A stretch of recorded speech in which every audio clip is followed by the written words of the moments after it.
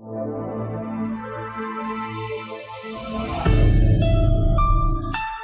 मेरे प्यारे बच्चों, कैसे हैं बच्चों आप सब लोग। मैं आशा करती हूँ आप सब लोग बिल्कुल ठीक होंगे। मैं आपकी दोस्त और आपकी अध्यापिका कक्षा 3 में आपका बहुत बहुत स्वागत करती हूँ। तो चलिए बच्चों, प्रारंभ करते हैं वाणी श्रृंखला की हमारा समाज और पर्यावरण के पाठ 5। और इस पाठ का शीर्षक है, हमारे पाठ का आज नाम है यातायात के साधन, यानी मीन्स ऑफ ट्रांसपोर्ट। हम सब विभिन्न प्रकार के वाहनों की सहायता के एक स्थान से दूसरे स्थान तक यात्रा करते हैं। बच्चों, जब हमें कहीं जाना होता है, हमें किसी के घर जाना है या हमें कहीं शहर से बाहर जाना है, किसी से मिलने के लिए, तो हम कैसे करते हैं? हम किसी ना किसी यातायात के साधन से, यानी कि मीन्स ऑफ ट्रांसपोर्ट से ही जाते हैं। हमारे पास कोई साधन होता है, जैसे हम बस से जाते हैं, रेलगाड़ी से जाते हैं, या हम कहीं किसी स्कूटर से, बाइक से, टेम्पो से, तो इनको क्या कहा जाता है? इनको कहते हैं यातायात के साधन। और आज हम इसी के बारे में आपसे बात करेंगे। हम आसपास तो सामान्यतः पैदल यात्रा करते हैं, किंतु अधिक दूरी तय करने के लिए हमें विभिन्न प्रकार के साधनों का प्रयोग करना पड़ता है, जैसे साइकिल, रिक्शा, स्कूटर, कार, बस, रेलगाड़ी, हवाई जहाज आदि। वे साधन जिसकी सहायता से लोगों तथा सामान को एक स्थान से दूसरे स्थान तक ले जाया जाता है, यातायात के साधन, मीन्स ऑफ ट्रांसपोर्ट इंग्लिश में बोलते हैं, कहलाते हैं। वो क्या कहलाते हैं? यातायात के साधन। यातायात के साधन हमारे द्वारा तय की जाने वाली दूरी तथा धन पर निर्भर करते हैं।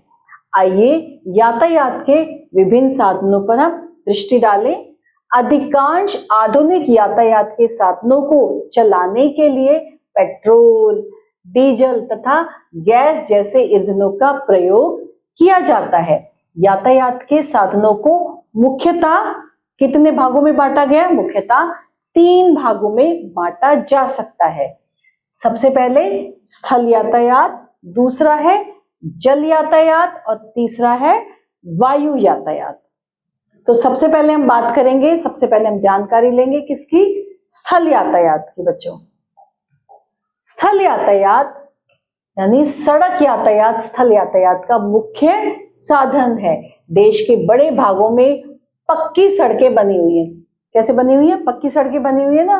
तो शहरों में जब हम साइकिल, स्कूटर, रिक्शा, कार और बस का प्रयोग एक स्थान से दूसरे स्थान तक जाने के लिए करते हैं, जबकि गांव में हम तांगा, बैलगाड़ी आदि का प्रयोग करते हैं। गांव में बच्चों कैसे चलते हैं? ज्यादातर हम बैलगाड़ी चलती है, तांगा चलता है, इस तरह की चीजें जो है वो हम प्रयोग करते हैं। रेलगाड़ी भी यातायात का मुख्य साधन है। रेलगाड़ी का प्रयोग प्रायः लंबी दूरी तय करने के लिए किया जाता है। जब हमें बहुत दूर जाना है, शहर से बहुत दूर जाना होता है, तो हम किसका प्रयोग करते हैं? तब हम करते हैं रेलगाड़ी का प्रयोग करते हैं। रेलगाड़ियां द्वारा यात्रा सस्ती और आरामदायक होती है। मालगाड़ियां सामान ढोने का एक काम आती हैं। अब देखिए, ये स्थल यातायात है। साइकिल हो गई, स्कूटी हो गई, तांगा हो गया, ये कौन से यातायात है? ये यातायात के साधन है स्थल यातायात के। जमीन के नीचे चलने वाली मेट्रो रेलवे आज कोलकाता तथा दिल्ली महानगरों में लाखों लोगों के उनके गंतव्य पर पहुंचाने का कार्य कर रही है। रेलगाड़ी एक जो है मेट्रो वाली रेलगाड़ी, ये भी जो है सबको उनके स्थान पर लेके जाती है। और अब हम क्या करेंगे? अब हम बात करेंगे जल यातायात की। जल यातायात यानी कि जो पानी में चलने वाले जो वाहन जल की ऊपरी सतह पर चलते हैं, उन्हें क्या बोलते हैं? उन्हें जल यातायात के साधन कहते हैं। नदियों व तालाबों में नाव और स्टीमर आदि का प्रयोग किया जाता है। ये बच्चों, ये देखिए जल यातायात, नाव हो गई, स्टीमर हो गया, जलयान हो गया, समुद्री यान हो गया, ये सब क्या है? समुद्री जहाज वगैरह, ये सब जल यातायात है। और ये जल के ऊपरी तह पर चल रहे हैं, तो ये जल यातायात हो जाते हैं। समुद्र में यात्रा करने के लिए नाव, स्टीमर व जलयान का प्रयोग किया जाता है। बहुत समय पहले लोग एक देश से दूसरे देश की यात्रा समुद्र में नाव के द्वारा करते थे, जब बहुत पहले। लेकिन यात्रा में कई महीने लग जाते थे, बहुत समय लग जाता था बच्चों। जैसे जैसे मानव के मस्तिष्क का विकास हुआ, उसने स्टीमर व जलयान जैसे साधन बनाकर अपनी समुद्री यात्रा को सुलभ व सुगम बना लिया। जलयान द्वारा भारी सामान को देश विदेश में भेजा जाता है। जल यातायात के साधन बहुत सस्ते होते हैं बच्चों। ये वाले जो साधन होते हैं जलयान के, ये भी बहुत सस्ते होते हैं। और अब कौन सी बात है, अब है वायु यातायात, यानी कि एयर वाले वायु यातायात के साधन कौन कौन से होते हैं। आधुनिक संसार में हवाई जहाज और हेलीकॉप्टर वायुयान के सबसे तीव्र साधन है, सबसे तेज, सबसे फास्ट साधन कौन से है, वो है वायुयान। हम वायुयान के द्वारा दूसरे देशों में शीघ्रता पूर्वक पहुंच जाते हैं। वायुयान केवल हवाई अड्डों पर ही उतरते हैं, सब जगह नहीं उतरते, सिर्फ हवाई अड्डे पर ही उतरते हैं। जहां वायुयान नहीं उतर सकते, वहां पहुंचने के लिए केवल हेलीकॉप्टरों का प्रयोग किया जाता है। हेलीकॉप्टर बाढ़, भूकंप आदि के समय लोगों के लिए भोजन गिराने का भी कार्य करता है। कौन? हेलीकॉप्टर। वायु यातायात के साधनों के द्वारा लोगों को बहुत लाभ हुआ है। इनके प्रयोग से मानव शीघ्र व आरामदायक तरीके से दूर दराज के दुर्गम स्थानों पे भी पहुंच सकता है। इसके द्वारा ताजे फलों एवं दवाइयों को बिना खराब हुए दूर दराज के स्थानों तक पहुंचाया जा सकता है। इस साधन का धीरे धीरे भारत में भी, हमारे देश में भी विकास हुआ है, किंतु ये अपेक्षाकृत बहुत महंगा है, ये बहुत महंगा होता है दूसरे यातायात के साधनों के लिए। अब देखिए कौन कौन से हैं। हवाई जहाज हो गया हमारा, वायु यातायात, हेलीकॉप्टर हो गया, जेट विमान, जो लड़ाकू विमान होते हैं, जो हमारे देश में जब लड़ाई होती है उसमें जो काम आते हैं, वो कौन से होते हैं? जेट विमान।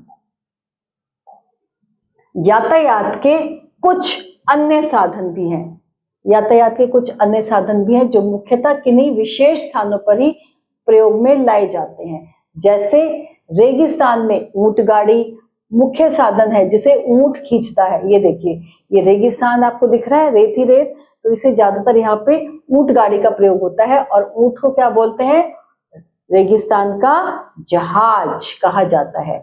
पहाड़ी इलाकों में वनों से काटकर लाई गई लकड़ियों को लाने के लिए हाथियों का प्रयोग किया जाता है। ये देखिए, ये इसका प्रयोग किया जाता है। और अब है पाठ के कुछ महत्वपूर्ण तथ्य।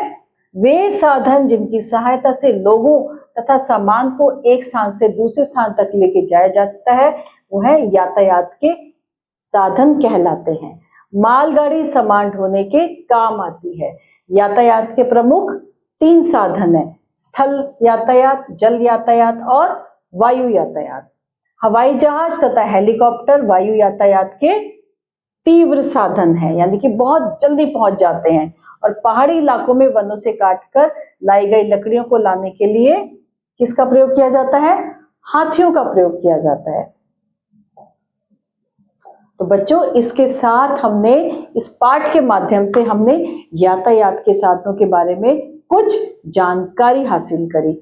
और अब हम चल रहे हैं सही विकल्प पर, कुछ अभ्यास करेंगे। सही विकल्प पर हमें सही का निशान लगाना है। तो यातायात के साधनों को मुख्यतः कितने भागों में बांटा गया है? 2, 3, 4 या 5? इसको हमें 3 भागों में बांटा है। शीघ्रता पूर्वक पहुंचाने वाला यातायात का साधन है हवाई जहाज, ट्रेन, नाव या साइकिल। शीघ्रता पूर्वक पहुंचाने वाला यातायात का साधन है हवाई जहाज। रेगिस्तान का जहाज किसे कहा जाता है? शेर, भालू, गाय या ऊंट को रेगिस्तान का जहाज कहते हैं, ऊंट को। सही वाक्यों के सामने सही, गलत का सामने गलत का निशान।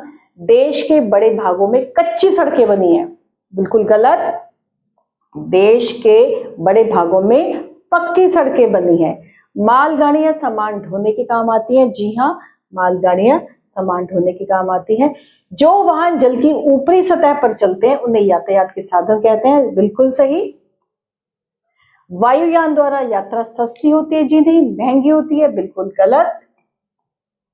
लकड़ियों को लाने के लिए घोड़ों का प्रयोग किया जाता है, जी नहीं, लकड़ियों को लाने के लिए तो हाथियों का प्रयोग किया जाता है, तो ये भी गलत। और अब हम चलेंगे, अब हम करेंगे और अब हम करने जा रहे हैं रिक्त स्थानों की पूर्ति उच्च शब्द पर। ये सबसे पहले के साधनों को मुख्यतः 3 भागों में बांटा गया है, तो हम यहाँ पे कर देंगे यातायात के साधनों को मुख्यतः 3 भागों में। गांव में लोग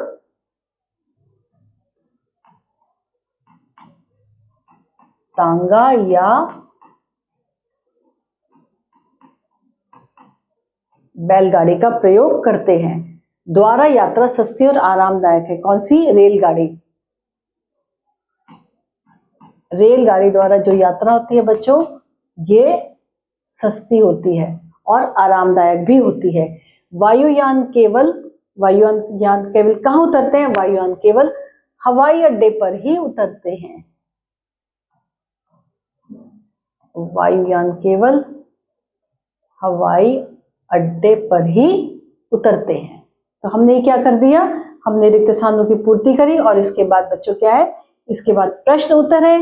इन प्रश्न उत्तरों के उत्तर आपको, प्रश्नों के उत्तर आपको स्वयं ही देने होंगे। पाठ को एक बार ध्यान से पढ़िएगा और इसके आसान से उत्तर हैं जो आप स्वयं देंगे। इसके पश्चात हमारा पाठ आज यही समाप्त होता है। आभार।